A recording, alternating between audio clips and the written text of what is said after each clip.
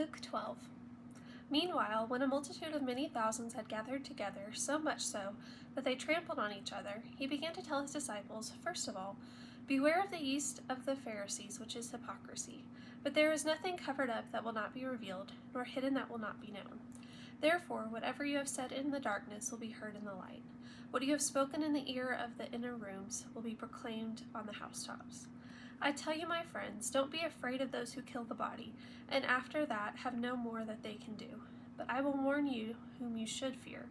Fear him who, after he is killed, has power to cast into hell.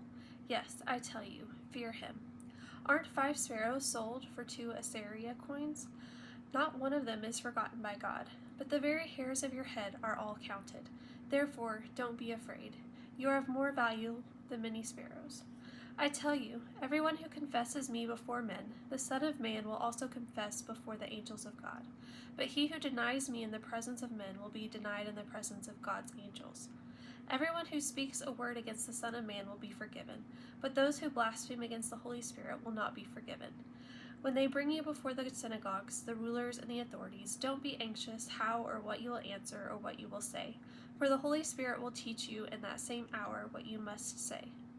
One of the multitude said to him, Teacher, tell my brother to divide the inheritance with me. But he said to him, Man, who made me a judge or an arbitrator over you?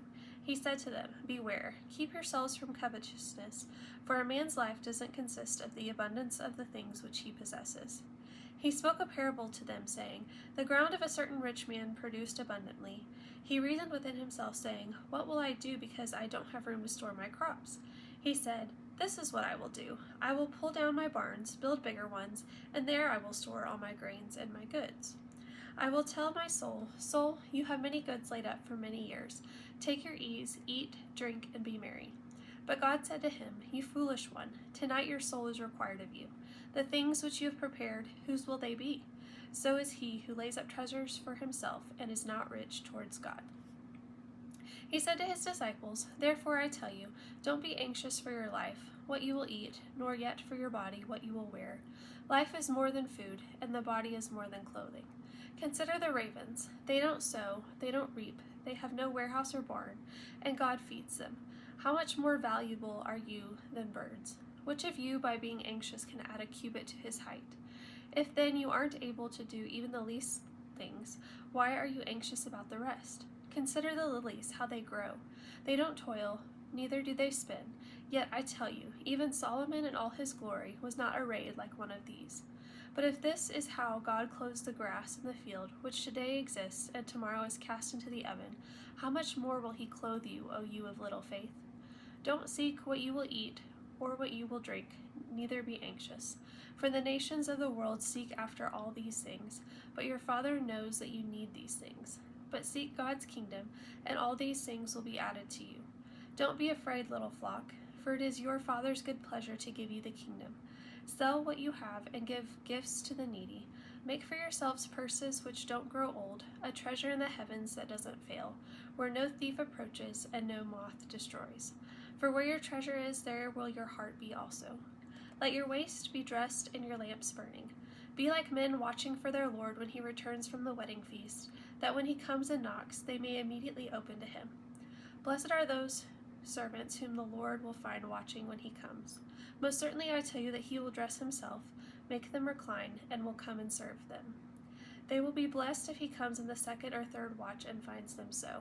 But know this, that if the master of the house had known in what hour the thief was coming, he would have watched and not allowed his house to be broken into. Therefore be ready also, for the Son of Man is coming in an hour that you don't expect him. Peter said to him, Lord, are you telling this parable to us or to everybody? The Lord said, Who then is the faithful and the wise steward, whom his Lord will set over his household, to give them their portion of food at the right times?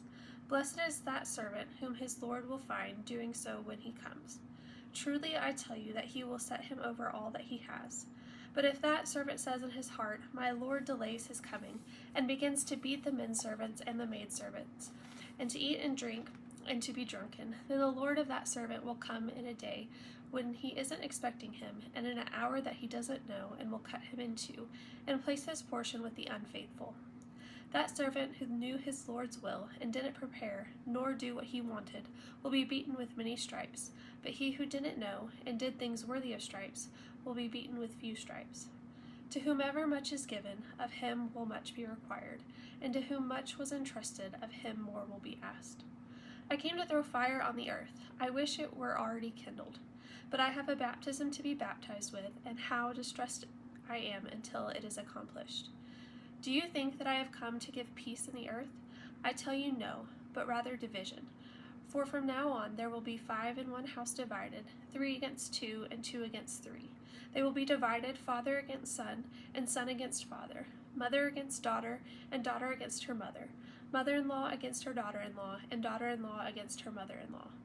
He said to the multitudes also, When you see a cloud rising from the west, immediately you say, A shower is coming, and so it happens.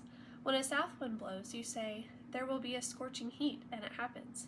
You hypocrites, you know how to interpret the appearance of the earth and the sky, but how is it that you don't interpret this time? Why don't you judge for yourselves what is right? For when you are going with your adversary before the magistrate, try diligently on the way to be released from him, lest perhaps he drag you to the judge, and the judge deliver you to the officer, and the officer throw you into prison. I tell you, you will by no means get out of there until you have paid the very last penny.